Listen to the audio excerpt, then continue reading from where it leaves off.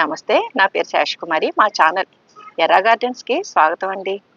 గార్డెన్లో ఎన్ని రకాల పూల మొక్కలున్నా కొన్ని పూల మొక్కలు మనకి భలే ఆనందాన్ని కలిగిస్తాయి కదండి. వాటిల్లో ఈ సెంటుమల్లి ఒకటి. ఏదో బంచిలాగా భలే ఉంది కదండి. ఒక చిన్న సైజు బొకేలాగా ఉంది. ఈ సెంటుమల్లి ఇది వరకు అంటే మా చిన్నప్పుడు కాలువ గట్లంతా ఉండేవండి.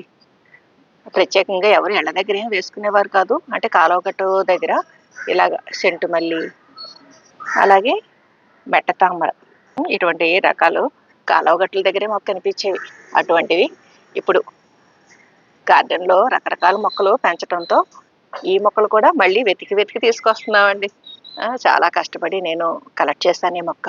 అంటే ఇటువంటి పాత వెరైటీలు గమ్మున మనకి నర్సరీస్లో కూడా దొరకట్లేదు. చెప్పాలంటే దీన్ని చాలా సులువుగా పెంచుకోవచ్చు. ఇవి చూడండి, నేను ఇక్కడ ఒక సిమెంట్ పాట్లో వేశాను. చూసారా చుట్టూ ఎలా వచ్చేస్తున్నాయో వేరు మొక్కలు. ఈ వేరు మొక్కలన్నీ మనం నాటితే మళ్ళీ మొక్కలు వచ్చేస్తాయి.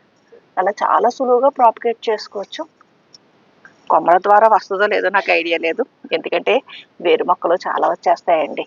ఇదిగోండి, నేను ఒక్క మొక్క వేశాను. ఇంచుమించు మీరు కౌంట్ చేస్తే దగ్గర దగ్గర 7-8 మొక్కల దాకా ఉంటాయేమో.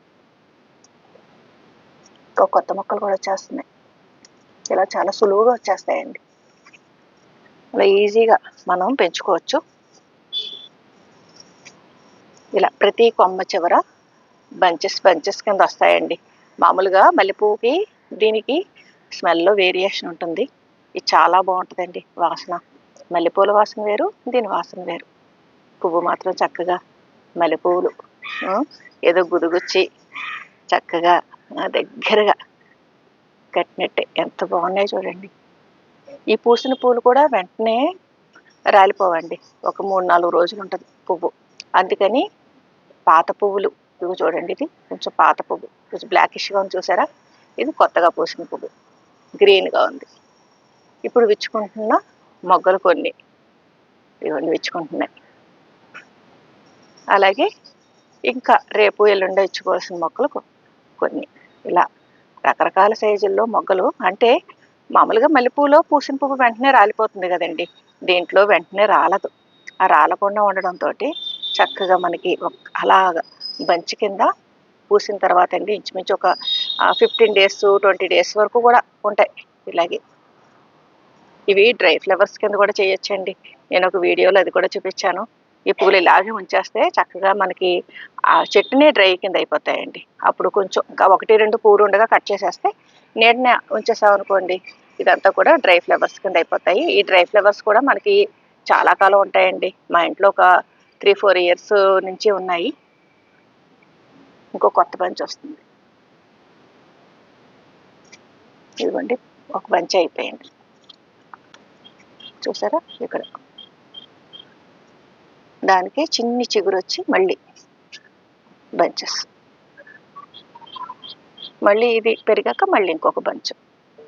ఇలాగ మనకి సీజన్తో నిమిత్తం లేకుండా చక్కగా విరబోస్తుందండి సెంటుమల్లి. సెంటుని పేరులోనే ఉంచుకుంది కదండి, సార్థక నామధేయురాలు. మళ్ళీ ఈ కొమ్మలకు కూడా వచ్చేస్తాయి. ఇలా మనం కొమ్మలు సబ్ బ్రాంచెస్ కూడా వస్తాయండి. అలా ఉంచేస్తే ప్రతి కొమ్మకి కూడా ఒక్కొక్క గుత్తి చప్పున ఈ పూలు విరబోస్తాయండి. ఇక చీడపీడలు అంటారా, వస్తాయి మిల్లీ బగ్స్ లాంటివి అప్పుడప్పుడు, కానీ ఎక్కువ చీడపీడల ఇబ్బంది ఉండదు. చాలా సులువుగా పెంచుకోవచ్చు. మళ్ళీ బాగుంది కదండి సెంటుమల్లి.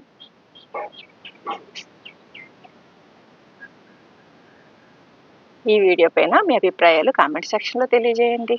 సర్వే జన సుఖినో భవంతు.